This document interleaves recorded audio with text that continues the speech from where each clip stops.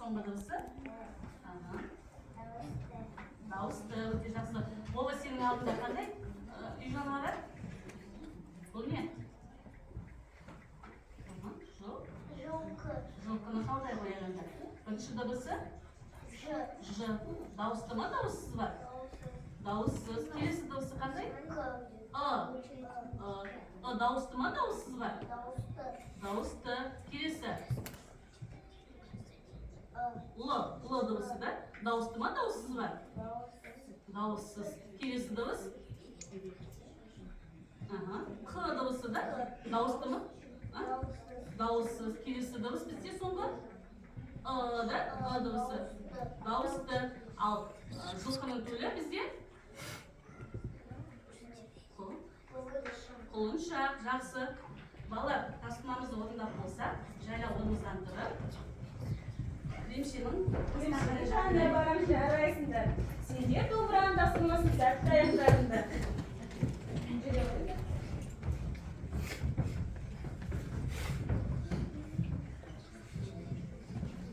Келесі.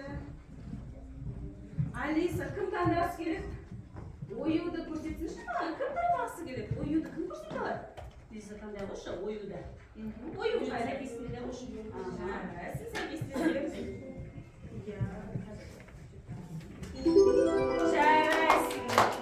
Нені сәйкесінде көрдік?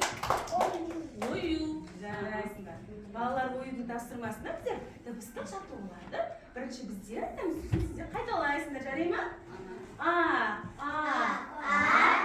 Секен деген ла. Ой, қорадағы қой. Шақ, ойнақтайды құлыншақ. Енді өзіміз айтайықшы? Секен деген ла. Ой, қорадағы қой.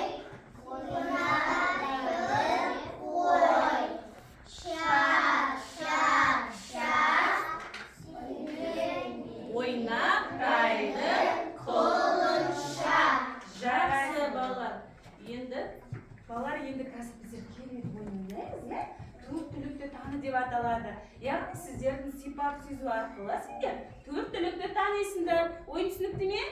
Түсінікті ме ойы? Иә. Жарайсыңдар. Кім шыққысы келеді алыңдар? Мен. Рада шыққысы келіп тұрмандай.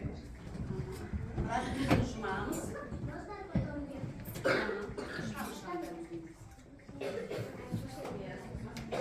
Бұнда қолына ұстаған жануардың атауын атау керек. Рада, сен нені таптың? Бұл не? Қолындағы айтпаймыз.